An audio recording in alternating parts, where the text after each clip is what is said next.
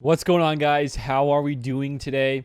Today's video, I want to go over some of the recent news in the game regarding the 50th year anniversary for Lucasfilm. This is a pretty big deal, I'd say. And it kind of goes to show in terms of in SWGoH in this game, because we've already gotten some cool characters so far. We're going to, I think, have, 3 to 4 more new ones. But I don't think it's going to stop just there. I think there's going to be some more fun stuff coming. Either end of this month or next month as well, like around Christmas time.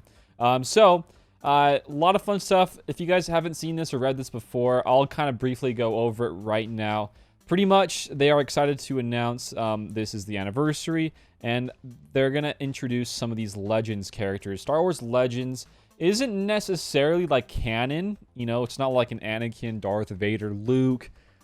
List goes on and on, not like from the movies, right? I want to say Legends is more, I'm not a professional at by any means on this topic, but Legends is like off canon. It's not like, it's not canon, I guess is the best way for me to put it. Anyways, if I'm wrong, you guys can correct me right there. But this post, it says we're going to get some more. Pretty much, it just like rehashes, okay, we're getting some more characters, and this is the whole event. But then, of course, we had like his kit reveal for Dash Rendar. His kit is pretty phenomenal. Right here, we're gonna get 3 more, so 5 in total. 3 more Marquees, and the 4th one is Dash Rendar plus the Starkiller, which you need all 4 of those guys, which is actually really annoying. It says here you're gonna have to need 4 of those units. Only 4? No, you have to have all 4. And then you have to have them at Relic 5 to even enter the event. These are Marquees, and yeah, they're going to probably be released in a different cadence, as it says right here in the bottom, but still, there is no chance that anybody besides the whales or people who spend money will get Starkiller Day 1. That's probably going to be maybe like a February or a March type of a thing for many of those free-to-play light spenders out there like myself. So, you know, we're going to have to see how good this guy is. If he is needed, or if you have to have Relic 5 for Starkiller to even get him unlocked, like to attempt the event, that is something usually means they're going to be pretty good, you know, not like probably a GL. GLs are way different, right? Way more requirements in relics, but it could be something to the extent of a JKL, Jedi Knight Luke, right? But yeah, it's going to be very interesting. If you want to come back into the game and check out like JKL and his old event, right? You know, most of those you were needing, well, a lot of relics, I guess you'd say. But I'm trying to put together the right words for what I'm trying to say about JKL is that it's similar. It's similar to the new Starkiller in terms of how fast he kind of came out. It was like we got a puzzle for Luke, and then like a few weeks later, boom, he's in the game. And the same thing with Starkiller, right? So in those kinds of situations, they're gonna have to force the requirements to be a little bit faster, and you just have to, you know, we gotta bust out all of those guys. So yeah, it says here you need all these guys. 1, 2, 3, 4. Let's just count them all up. 1, 2, 3, 4. Wampa I think is already part of it, so 5, 6 with CLS. And then we need some ships here. Nothing too bad. It's pretty easy actually. And I think Hermit was added, so 7 characters. So yeah, you need 7 in total. 7 in total to get JKL done. So I guess there's more. Is there Vader in here somewhere? Yeah, okay, Vader. So I think 8. But most of these guys are like, they've been in the game for a while. I would say if you wanna like think about it in a marquee way or a gated character kind of a way, most of these guys from JKL event, they were pretty free to play for the most part. If you guys were veterans and you came out, you're going to get him very easy, like for JKL, right? You probably need like Han or Rolo, you know, but besides that, it was pretty easy. The other ones I'd say is like Hermit or Wampa. Those ones are kind of gated behind the get currency.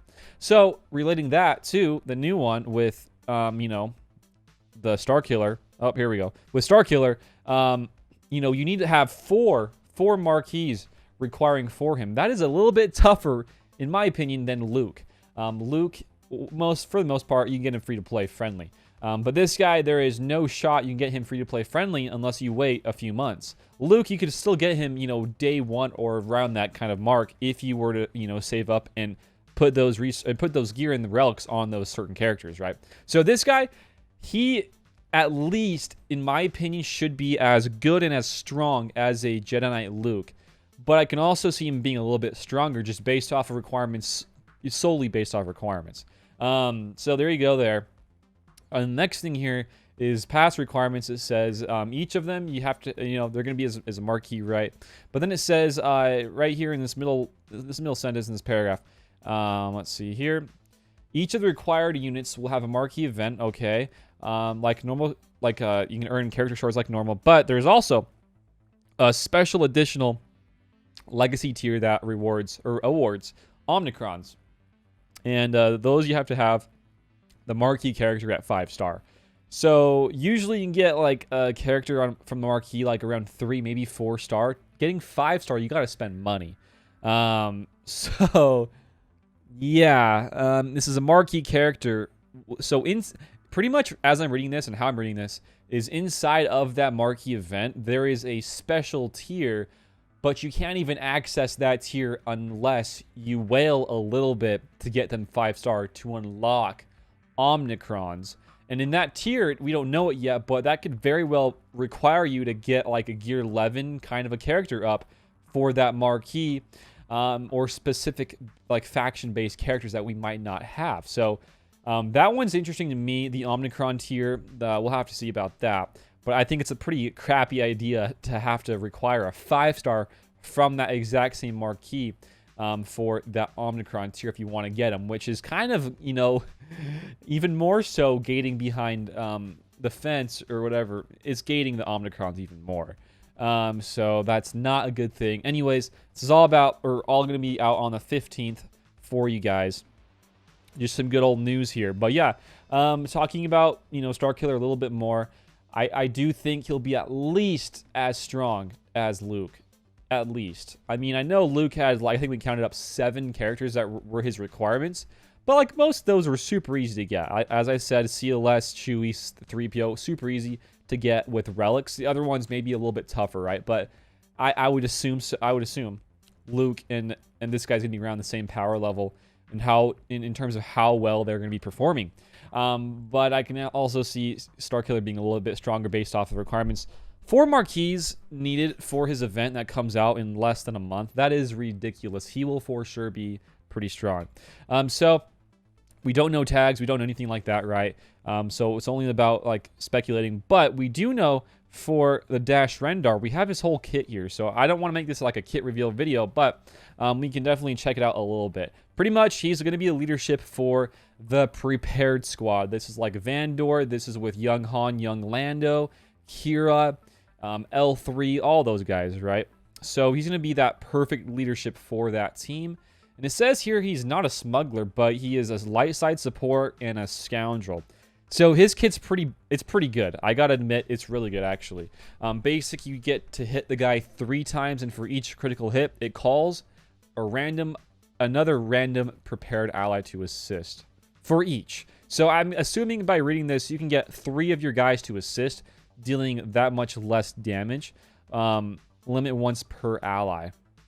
Maybe that's limited only to 1 assist, but as I read it, I could see maybe 3 assists happening. It's a lot of damage, but not as much, I guess, because of the reduction on his little thing there. So it's still pretty good, though. Getting any extra assists on a basic is huge, and it's not limited once per turn. You could attack out of turn, and you can call on other people to assist. So that's really nice.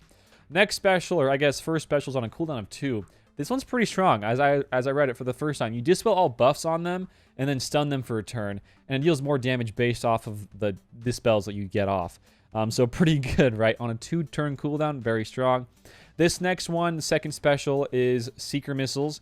It's a cooldown of 4, but it's pretty insane. This one can deal some major damage, I bet. So look at this. It says it deals damage 3 times to every enemy.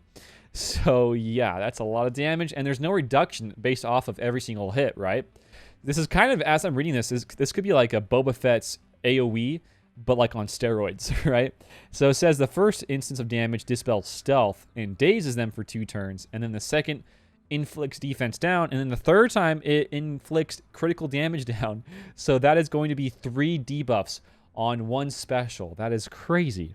Crazy, guys. Can't be evaded or resisted. So this special is definitely going to be very powerful. Again, this one's not an Omnicron or a Zeta, so keep that in mind. That's a pretty strong special right there. I can see that being good at even low star, actually. So there you go. Leadership, Omnicron. This is probably a big thing here for you guys if you want to wail on him, right?